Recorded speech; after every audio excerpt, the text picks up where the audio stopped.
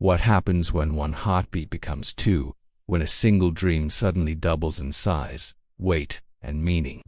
A twin pregnancy is not just a medical condition, it's a complete transformation of space, time, and identity. Imagine standing in an empty room, holding two tiny blankets, realizing that every decision you make from now on will be multiplied. To cribs, to rhythms, to lives beginning at the exact same moment. Is it organization or the beginning of beautiful chaos?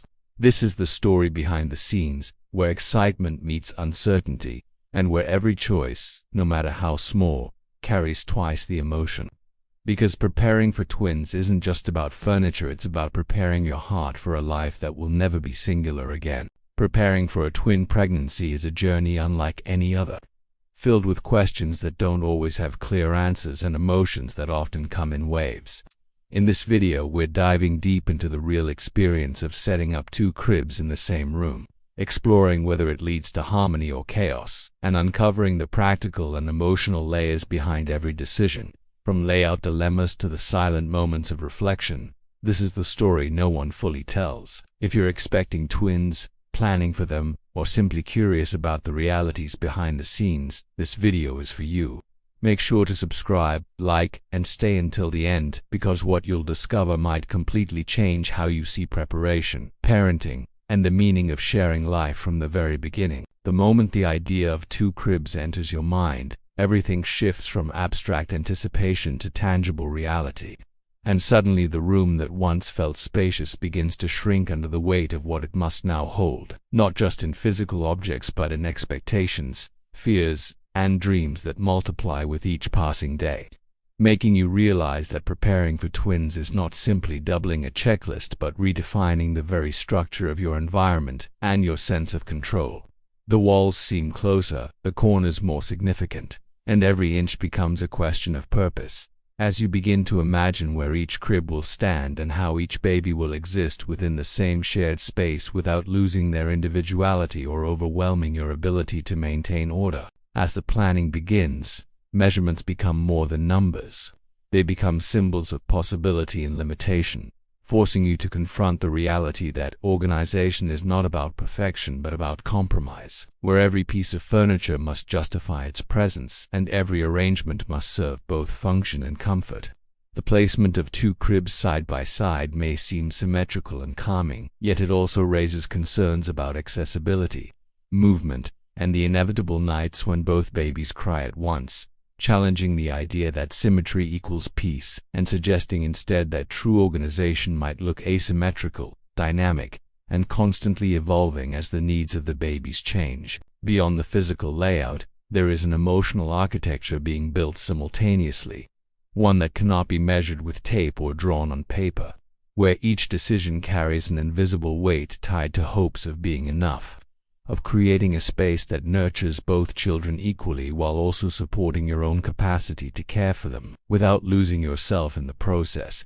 The act of choosing two cribs is not just about safety standards or aesthetic preferences. It becomes a quiet acknowledgement that life is about to demand more than you have ever given before, and that preparation is as much about emotional resilience as it is about logistical efficiency. The room begins to transform slowly, piece by piece, as boxes arrive and are opened, revealing items that represent both excitement and responsibility. And with each assembled crib, the reality of two lives becomes more concrete, more immediate, and more impossible to ignore.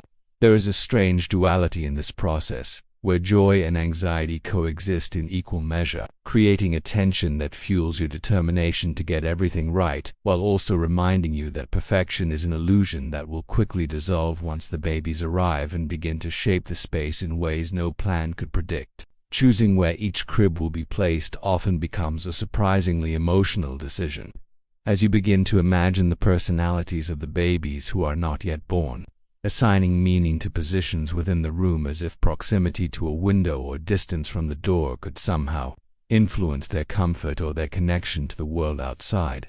These thoughts may seem irrational, yet they reveal a deeper truth about the human need to create narratives, to feel a sense of control in the face of uncertainty, and to believe that the environment you build will play a role in shaping the lives that will soon depend entirely on you. As an organization takes form, chaos lingers in the background, not as a threat but as an inevitability. A reminder that no matter how carefully the room is arranged, the presence of two newborns will introduce variables that cannot be controlled or predicted, from sleep schedules that rarely align to the constant rotation of feeding, changing, and comforting that transforms time into a fluid, almost abstract concept. The room, once a static space, becomes a living system, adapting and responding to the rhythms of two individuals who share a beginning, but will inevitably develop their own patterns and needs. Storage becomes another layer of complexity, as you quickly realize that everything must exist in pairs or multiples, and that maintaining order requires systems that are both efficient and flexible, capable of accommodating the rapid changes that define early parenthood. Drawers, shelves, and baskets take on new importance, not as decorative elements but as tools for survival, helping to create a sense of structure in an environment that can easily become overwhelming if left unmanaged, yet always reminding you that organization is not about eliminating chaos but about creating spaces where it can exist without taking over completely. The emotional weight of preparation often reveals itself in quiet moments, when the room is still and the cribs stand empty, waiting, and you find yourself imagining the future in vivid detail, picturing the babies sleeping, crying, growing, and eventually outgrowing the space you are so carefully constructing. These moments can be both comforting and unsettling, as they highlight the transient nature of this phase, reminding you that the effort you invest now is not just for functionality, but for creating memories that will shape how you look back on this time in years to come. There is also a growing awareness that organization is not a fixed state but a continuous process, one that will require constant adjustment as the babies develop and their needs evolve, challenging the idea that there is a perfect setup that can be achieved before their arrival. Instead, the room becomes a starting point, a foundation upon which countless small changes will be made, each one reflecting a deeper understanding of what works and what doesn't, and reinforcing the idea that adaptability is more valuable than any initial plan. As the due date approaches, the room begins to feel less like a project and more like a threshold, a space that marks the transition between anticipation and reality, where the presence of two cribs serves as a constant reminder that life is about to change in ways that cannot be fully understood until they are experienced. This awareness brings a mix of excitement and apprehension, as you begin to accept that no amount of preparation can eliminate the unknown, and that part of the journey is learning to embrace uncertainty rather than trying to control it completely. The practical decisions involved in setting up the room often intersect with emotional considerations in unexpected ways, revealing how deeply intertwined these aspects are, as something as simple as choosing bedding or arranging lighting can trigger reflections on comfort, safety, and the kind of environment you want to create for your children. These decisions, while seemingly minor, contribute to a larger narrative about care, intention, and the desire to provide a sense of security in a world that will inevitably present challenges and unpredictability. At times, the process can feel overwhelming, as the sheer volume of decisions and responsibilities creates a sense of pressure that is difficult to escape. Yet there is also a quiet strength that emerges from this experience, a realization that you are capable of navigating complexity and finding solutions even when the path is not clear.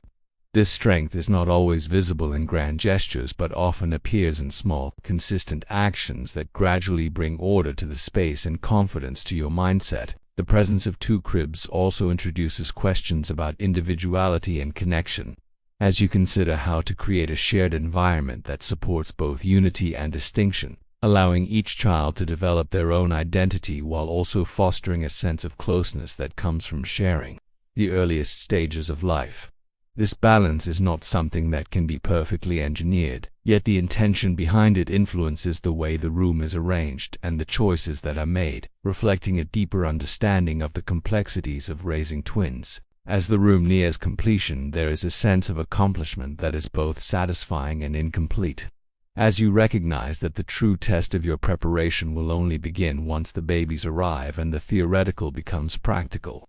The cribs, once symbols of planning and anticipation, will soon become part of a daily routine that is shaped by the needs and behaviors of two individuals, transforming the space into a dynamic environment where organization and chaos coexist in a delicate, ever-changing balance. In the final days before birth, the room often becomes a place of reflection, where you revisit the decisions you have made and consider whether they truly align with your expectations and values. Yet there is also an understanding that perfection is neither attainable nor necessary, and that what matters most is the intention behind your efforts and your willingness to adapt as circumstances evolve.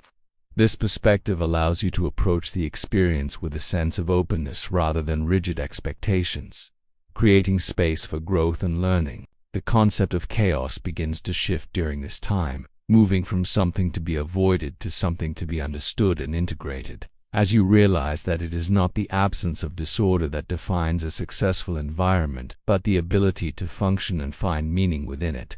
This realization changes the way you view the room, transforming it from a static arrangement of objects into a living reflection of your journey, one that will continue to evolve alongside your children and your experience as a parent. Ultimately, the question of whether two cribs in the same room represent organization or chaos does not have a definitive answer, as it depends not on the arrangement itself but on the mindset with which it is approached, revealing that true organization is not about controlling every variable but about creating a space that supports flexibility, resilience, and connection.